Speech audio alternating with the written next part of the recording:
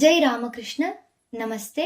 ಯುಗಾವತಾರ ಶ್ರೀರಾಮಕೃಷ್ಣ ಗ್ರಂಥಾಧ್ಯಯನಕ್ಕೆ ತಮ್ಮೆಲ್ಲರಿಗೂ ಸ್ವಾಗತ. ಸಂಚಿಕೆ 136, ಅಧ್ಯಾಯ 89, ಕ್ರಿಸ್ತ ದರ್ಶನ ಮಿಲನ. ಮಥುರಾನಾಥ ತೀರಿಕೊಂಡ ಸುಮಾರು 1 ವರ್ಷದ ಬಳಿಕ ಆತನ ಸ್ಥಾನವನ್ನು ತುಂಬಲೋ ಎಂಬಂತೆ ಶ್ರೀರಾಮಕೃಷ್ಣರಿಗೆ ಮತ್ತೊಬ್ಬ ರಸದ್ದಾರ ಒದಗಿ ಬಂದ. ಇವನೇ ನಾವು ಹಿಂದೆ ನೋಡಿದ ಶಂಭುಚರಣ ಮಲ್ಲಿಕ. ಈತ ಕಲ್ಕತ್ತದ ಸಿಂಧೂರಿಯಾಪಟ್ಟಿ ಎಂಬ ಮೊಹಲ್ಲೆಯ ನಿವಾಸಿ. ದೊಡ್ಡ ಶ್ರೀಮಂತ. ಶ್ರೀಮಂತಿಕೆಗೆ ತಕ್ಕಂಥ ಹೃದಯವಂತಿಕೆ. ತನ್ನ ಔದಾರ್ಯದಿಂದ ಈತ ಕಲ್ಕತ್ತದಲ್ಲೆಲ್ಲ ಹೆಸರುವಾಸಿಯಾಗಿದ್ದ. ಸ್ವಭಾವತಃ ಧಾರ್ಮಿಕನೂ ದೈವಭಕ್ತನೂ ಆದ ಇವನು ಬ್ರಾಹ್ಮ ಸಮಾಜದ ಬೋಧನೆಗಳಿಗೆ ಮನಸೋತವನು. ಶ್ರೀರಾಮಕೃಷ್ಣರ ಪರಿಚಯವಾದ ಕೆಲ ದಿನಗಳಲ್ಲೇ ಶಂಭು ಮಲ್ಲಿಕ ಅವರ ಅತ್ಯಂತ ಗಾಢ ಭಕ್ತನಾದ. ಅಲ್ಲದೆ ಶಾರದಾದೇವಿಯವರ ಬಗ್ಗೆಯೂ ಅವನಿಗಿದ್ದ ಭಕ್ತಿ ಅಸದಳವಾದದ್ದು. ಶಂಭು ಮಲ್ಲಿಕನ ಹೆಂಡತಿಯೂ ಅವನಿಗೆ ಅನುರೂಪಳಾದವಳು. ಶ್ರೀರಾಮಕೃಷ್ಣರ ಹಾಗೂ ಶಾರದಾದೇವಿಯವರ ಸಕಲ ಅಗತ್ಯಗಳನ್ನು ಅರಿತುಕೊಂಡು ಶಂಭು ಮಲ್ಲಿಕ ಪರಮಾನಂದದಿಂದ ಅವನ್ನು ತಾನಾಗಿಯೇ ಒದಗಿಸಿಕೊಡುತ್ತಿದ್ದ. ಶ್ರೀರಾಮಕೃಷ್ಣರನ್ನು ಶಂಭು ಗುರೂಜಿ ಎಂದು ಸಂಬೋಧಿಸುತ್ತಿದ್ದ. ಆದರೆ ಅವರಿಗೆ ಇಂತಹ ಸಂಬೋಧನೆ ಸಹ್ಯವಾಗುತ್ತಿರಲಿಲ್ಲ. ಗುರು, ಸ್ವಾಮಿ, ಮಹಾರಾಜ್ ಇತ್ಯಾದಿಯಾಗಿ ಯಾರಾದರೂ ಕರೆದರೆ ಅವರಿಗೆ ತಾಳಲಾರದ ಹಿಂಸೆಯಾಗುತ್ತಿತ್ತು. ಆದ್ದರಿಂದ ಅವರು ಅವನಿಗೆ ಆಗಾಗ ಅಸಹನೆಯಿಂದಲೋ ಜುಗುಪ್ಸೆಯಿಂದಲೋ ಯಾರಿಗೆ ಯಾರಯ್ಯ ಗುರು, ನೀನೇ ನನ್ನ ಗುರು ಎನ್ನುತ್ತಿದ್ದರು. ಆದರೂ ಶಂಭು ಹಾಗೆ ಕರೆಯುವುದನ್ನು ಬಿಡಲಿಲ್ಲ. ಅವನು ಶ್ರೀರಾಮಕೃಷ್ಣರಲ್ಲಿ ಅಂತಹ ದಿವ್ಯತೆಯನ್ನು ಕಂಡುಕೊಂಡಿರಬೇಕು ಹಾಗೂ ಆಧ್ಯಾತ್ಮಿಕವಾಗಿ ಮುಂದುವರಿಯಲು ಅವನಿಗೆ ಅದರಿಂದ ಬಹಳವಾದ ಸಹಾಯ ಒದಗಿರಬೇಕು.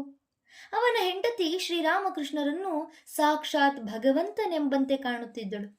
ಶಾರದಾದೇವಿಯವರು ದಕ್ಷಿಣೇಶ್ವರದಲ್ಲಿದ್ದಾಗ ಪ್ರತಿ ಮಂಗಳವಾರವೂ ಅವರನ್ನು ಒತ್ತಾಯದಿಂದ ತನ್ನ ಮನೆಗೆ ಕರೆದೊಯ್ದು ಅವರಿಗೆ ಷೋಡಶೋಪಚಾರ ಸಹಿತವಾದ ಪೂಜೆ ಸಲ್ಲಿಸುತ್ತಿದ್ದಳು. ದಕ್ಷಿಣೇಶ್ವರದ ದೇವಾಲಯಕ್ಕೆ ಸನಿಹದಲ್ಲೇ ಶಂಭುವಿಗೆ ಸೇರಿದ ಒಂದು ತೋಟವಿತ್ತು. ಶ್ರೀರಾಮಕೃಷ್ಣರು ಆತನೊಂದಿಗೆ ಎಷ್ಟೋ ದಿನ ಸಂಜೆ ಹೊತ್ತು ಅಲ್ಲಿ ಅಡ್ಡಾಡುತ್ತಿದ್ದರು. ಆಧ್ಯಾತ್ಮಿಕ ವಿಷಯವಾಗಿ ಸಂಭಾಷಣೆ ನಡೆಯುತ್ತಿತ್ತು. ಅವರ ಅಮೃತವಾಣಿಯನ್ನು ಆಲಿಸುತ್ತಾ ಶಂಭು ಮಲ್ಲಿಕ ಆನಂದ ಭರಿತನಾಗುತ್ತಿದ್ದ. ಆತ ದೈವಭಕ್ತ ಮಾತ್ರವಲ್ಲದೆ ವಿಚಾರವಂತ, ಬುದ್ಧಿವಂತ. ಆದ್ದರಿಂದ ಅವನೊಂದಿಗೆ ಮಾತನಾಡುವುದೆಂದರೆ ಶ್ರೀರಾಮಕೃಷ್ಣರಿಗೂ ಸಂತಸ. ಶ್ರೀರಾಮಕೃಷ್ಣರು ಷೋಡಶಿ ಪೂಜೆಯನ್ನು ಮಾಡಿ ಅದರೊಂದಿಗೆ ತಮ್ಮ ಸಾಧನಾ ಯಜ್ಞವನ್ನು ಸಮಾಪ್ತಿಗೊಳಿಸಿ 1 ವರ್ಷವಾಗುತ್ತಾ ಬಂದಿತ್ತು. ಅವರು ತಮ್ಮ ಮನಸ್ಸು, ಬುದ್ಧಿ, ಚಿತ್ತ, ಅಹಂಕಾರ, ಹೃದಯಗಳೆಲ್ಲವನ್ನೂ ಆ ಯಜ್ಞದಲ್ಲಿ ಆಹುತಿ ಕೊಟ್ಟಾಗಿತ್ತು. ಈಗಾಗಲೇ ಅವರು 64 ತಂತ್ರಗಳ ಸಕಲ ಸಾಧನೆಗಳನ್ನು, ವೈಷ್ಣವ ಸಂಪ್ರದಾಯಕ್ಕನುಸಾರವಾದ ಪಂಚಭಾವದ ಸಾಧನೆಗಳನ್ನು ಒಂದೊಂದಾಗಿ ಮಾಡಿ ಮುಗಿಸಿದ್ದರು. ಅಲ್ಲದೆ ವಿದ್ಯುಕ್ತವಾಗಿ ಸನ್ಯಾಸವನ್ನೂ ಸ್ವೀಕರಿಸಿ ಅತ್ಯುಚ್ಚವಾದ ನಿರ್ಗುಣ ಬ್ರಹ್ಮ ಸಾಕ್ಷಾತ್ಕಾರವನ್ನು ಹೊಂದಿದ್ದರು. ಇದೆಲ್ಲ ಸಾಲದೆಂಬಂತೆ ಪರಕೀಯವಾದ ಇಸ್ಲಾಂ ಧರ್ಮದ ಸಾಧನೆಯಲ್ಲೂ ಗುರಿ ಮುಟ್ಟಿದ್ದರು. ಹಾಗಿರುವಾಗ ಅವರು ಮಾಡಬೇಕಾದ ಸಾಧನೆ ಮತ್ತೇನಿದ್ದೀತು? ಆದರೆ ಅವರೀಗ ತಮಗೇ ಅರಿವಿಲ್ಲದಂತೆ ಮತ್ತೊಂದು ನೂತನ ಮಾರ್ಗದಿಂದ ಜಗನ್ಮಾತೆಯ ದರ್ಶನ ಮಾಡಲು ಅನುವಾಗುತ್ತಿದ್ದರು. ಇದೇ ಸಮಯದಲ್ಲಿ ಅವರಿಗೆ ಶಂಭು ಮಲ್ಲಿಕನ ಮೂಲಕ ಕ್ರೈಸ್ತ ಧರ್ಮದ ಕುರಿತಾಗಿ ತಿಳಿದುಕೊಳ್ಳುವ ಅವಕಾಶ ಒದಗಿತು. ಶಂಭು ಮಲ್ಲಿಕ ಆಗಾಗ ಅವರಿಗೆ ಬೈಬಲನ್ನು ಓದಿ ಹೇಳುತ್ತಿದ್ದ. ಯೇಸು ಕ್ರಿಸ್ತನ ಪವಿತ್ರ ಜೀವನವನ್ನೂ ಆತನ ಸಂದೇಶಗಳನ್ನೂ ಕೇಳಿದಾಗ ಶ್ರೀರಾಮಕೃಷ್ಣರ ಮೇಲುಂಟಾದ ಪರಿಣಾಮ ಅಪಾರ. ಲೀಲಾಮಯವಾದ ಆ ದಿವ್ಯ ಕಥನವನ್ನು ಕೇಳುತ್ತಿದ್ದಂತೆಯೇ ಕ್ರಿಸ್ತ ಭಗವಂತನು ಬೋಧಿಸಿ ತೋರಿಸಿಕೊಟ್ಟ ಮಾರ್ಗವನ್ನು ಅನುಸರಿಸಿ ಸಾಧನೆ ಮಾಡಬೇಕೆಂಬ ಉತ್ಕಟೇಚ್ಛೆ ಅವರ ಮನದಲ್ಲಿ ಅತ್ಯಂತ ಸಹಜವಾಗಿ ಸ್ಫುರಿಸಿತು. ಶ್ರೀರಾಮಕೃಷ್ಣರ ಮನಸ್ಸಿನಲ್ಲಿ ಈ ಇಚ್ಛೆ ಹುಟ್ಟುವುದೇ ತಡ. ಭಗವತಿಯ ಕೃಪೆಯಿಂದ ಅದು ಅದ್ಭುತವಾದ ರೀತಿಯಲ್ಲಿ ನೆರವೇರಿಯೇ ಬಿಟ್ಟಿತು. ಅದಕ್ಕಾಗಿ ಅವರು ತಾವಾಗಿಯೇ ಯಾವ ಪ್ರಯತ್ನವನ್ನೂ ಮಾಡಬೇಕಾಗಿ ಬರಲಿಲ್ಲ. ಅದು ನೆರವೇರಿದ ಬಗೆ ಅತ್ಯಂತ ಸ್ವಾರಸ್ಯಕರವಾಗಿದೆ. ಕಾಳಿ ದೇವಾಲಯದ ದಕ್ಷಿಣಕ್ಕೆ ಯದುನಾಥ ಮಲ್ಲಿಕನೆಂಬಾತನ ತೋಟದ ಮನೆಯಿತ್ತು. ಈ ಯದುಮಲ್ಲಿಕನೂ ಅವನ ತಾಯಿಯೂ ಶ್ರೀರಾಮಕೃಷ್ಣರ ಪರಮ ಭಕ್ತರು. ಶ್ರೀರಾಮಕೃಷ್ಣರು ಯಾವಾಗಲಾದರೊಮ್ಮೆ ಆ ತೋಟಕ್ಕೆ ಅಡ್ಡಾಡಲು ಹೋಗುತ್ತಿದ್ದರು. ಆ ಸಮಯದಲ್ಲಿ ಮನೆಯವರು ಇಲ್ಲದಿದ್ದರೆ ಸೇವಕರೇ ಅವರನ್ನು ಬರಮಾಡಿಕೊಂಡು ದಿವಾನಖಾನೆಯನ್ನು ತೆರೆದು ಅಲ್ಲಿ ವಿರಮಿಸಿ ಹೋಗುವಂತೆ ಅವರನ್ನು ಪ್ರಾರ್ಥಿಸಿಕೊಳ್ಳುತ್ತಿದ್ದರು. ಒಮ್ಮೆ ಇಂಥದೊಂದು ಸಂದರ್ಭದಲ್ಲಿ ಶ್ರೀರಾಮಕೃಷ್ಣರು ಆ ಕೋಣೆಯಲ್ಲಿ ಕುಳಿತಿದ್ದರು. ಅಲ್ಲಿ ಗೋಡೆಯ ಮೇಲೆ ಸುಂದರವಾದ ಅನೇಕ ಪಟಗಳನ್ನು ತೂಗು ಹಾಕಲಾಗಿತ್ತು. ಮಾತೆ ಮೇರಿಯ ಮಡಿಲಲ್ಲಿ ಕುಳಿತಿರುವ ಬಾಲಕ್ರಿಸ್ತನ ಚಿತ್ರವೂ ಅವುಗಳಲ್ಲೊಂದು. ಶ್ರೀರಾಮಕೃಷ್ಣರ ದೃಷ್ಟಿ ಆ ಚಿತ್ರದ ಮೇಲೆ ಬಿದ್ದೊಡನೆ ಅಲ್ಲಿಯೇ ನೆಟ್ಟು ಸ್ಥಿರವಾಯಿತು. ಆ ನಯನ ಮನೋಹರ ಮೂರ್ತಿಯನ್ನೇ ದಿಟ್ಟಿಸಿ ನೋಡುತ್ತಾ ಅವರು ತನ್ಮಯರಾಗಿ ಕುಳಿತು ಬಿಟ್ಟರು. ಕ್ರಿಸ್ತನ ಅದ್ಭುತ ಜೀವನ ಕಥೆ ಅವರ ಮನಃಪಟಲದ ಮೇಲೆ ಚಲನಚಿತ್ರದೋಪಾದಿಯಲ್ಲಿ ಸರಿದು ಹೋಗತೊಡಗಿತು. ಅವರು ಏಸು ಕ್ರಿಸ್ತನ ಆ ಚಿತ್ರವನ್ನೇ ಕಣ್ತುಂಬ ನೋಡುತ್ತಿದ್ದಾರೆ. ನೋಡುತ್ತಿದ್ದಂತೆ ಆ ಚಿತ್ರ ಜೀವ ತಳೆದು ಜ್ಯೋತಿರ್ಮಯವಾಯಿತು. ಮೇರಿಯ ಹಾಗೂ ಆ ದಿವ್ಯ ಶಿಶುವಿನ ಶರೀರದಿಂದ ಜ್ಯೋತಿ ಕಿರಣಗಳು ಹೊರಟು ತಮ್ಮನ್ನು ಪ್ರವೇಶಿಸುತ್ತಿರುವಂತೆ, ಜೊತೆಗೆ ತಮ್ಮ ಅಂತರಂಗದ ಭಾವಗಳೆಲ್ಲ ಅಮೂಲಾಗ್ರವಾಗಿ ಪರಿವರ್ತನೆಗೊಳ್ಳುತ್ತಿರುವಂತೆ ಅನುಭವವಾಯಿತು.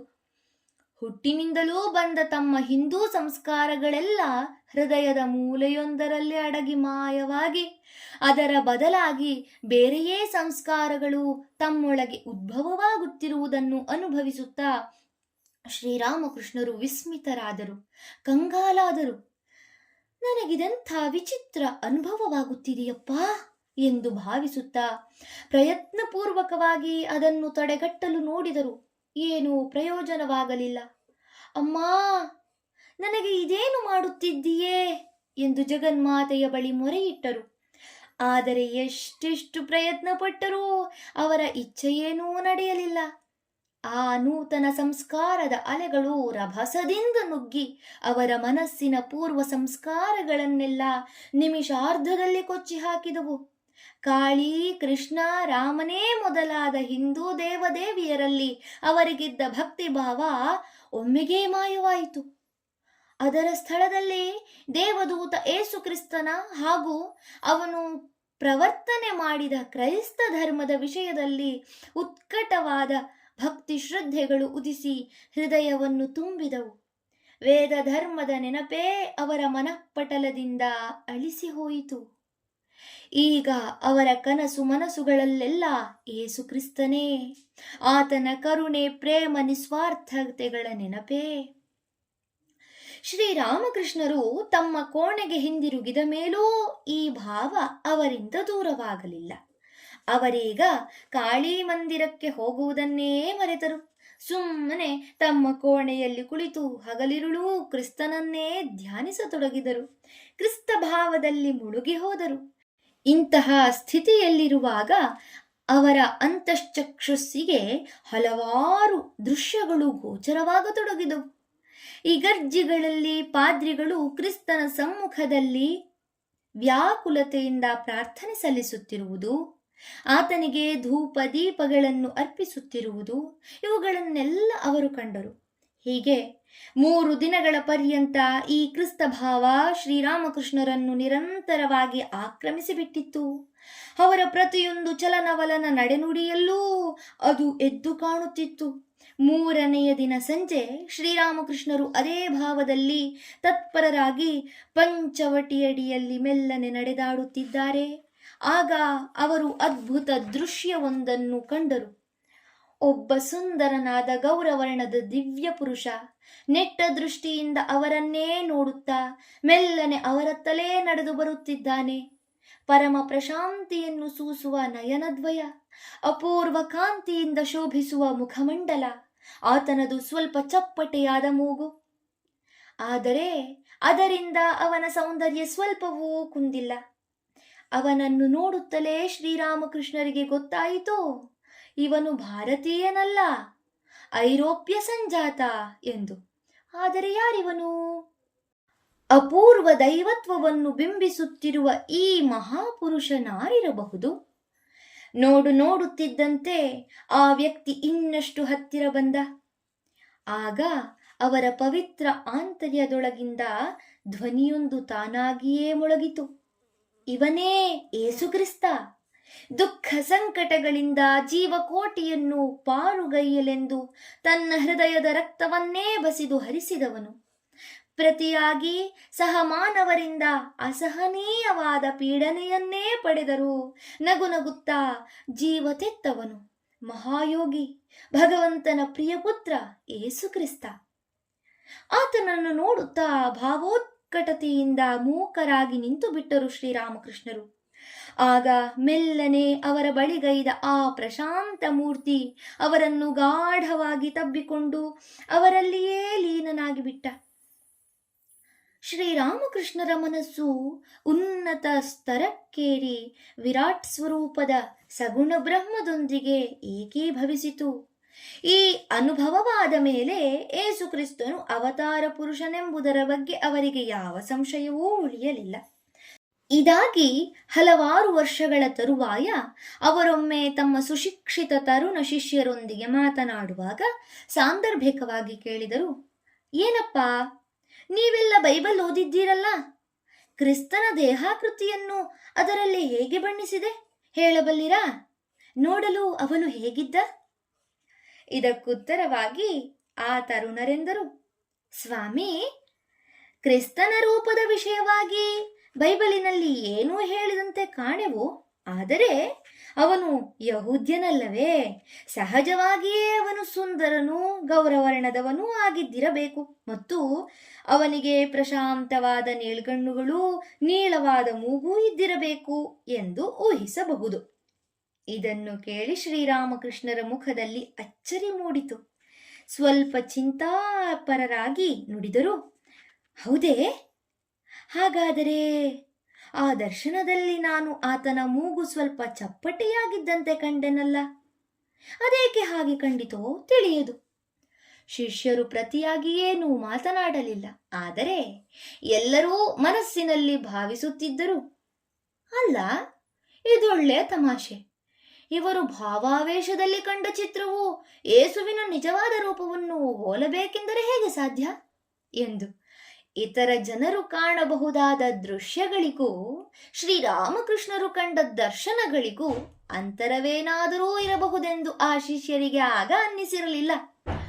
ಆದರೆ ಕ್ರೈಸ್ತ ಗ್ರಂಥಗಳಲ್ಲಿ ಕ್ರಿಸ್ತನ ದೇಹಾಕೃತಿಯ ಕುರಿತಾಗಿ 3 ಬಗೆಯ ವಿವರಣೆಗಳನ್ನು ಬರೆದಿಡಲಾಗಿದೆ ಮತ್ತು ಅವುಗಳಲ್ಲೊಂದು ಆತನ ಮೂಗು ಚಪ್ಪಟೆಯಾಗಿತ್ತೆಂದು ಉಲ್ಲೇಖಿಸುತ್ತದೆ ಎಂಬ ವಿಷಯ ಆ ಶಿಷ್ಯರಿಗೆ ಅನೇಕ ವರ್ಷಗಳ ಬಳಿಕ ತಿಳಿದು ಬಂತು. ಧನ್ಯವಾದಗಳು. ಇಂದಿಗೆ ಅಧ್ಯಾಯ 89 ಸಂಪೂರ್ಣವಾಯಿತು. ಮುಂದಿನ ಸಂಚಿಕೆಯಲ್ಲಿ ಹೊಸ ಅಧ್ಯಾಯವನ್ನ ಪ್ರಾರಂಭಿಸೋಣ. ಓಂ ಶಾಂತಿ ಶಾಂತಿ ಶಾಂತಿ. ಹರಿ ಓಂ ತತ್ಸತ್. ಶ್ರೀರಾಮಕೃಷ್ಣಾರ್ಪಣಮಸ್ತು. ಸರ್ವೇ ಜನಾ ಸುಖಿನೋ ಭವಂತು. ಜೈ ಶ್ರೀಮಾತಾ.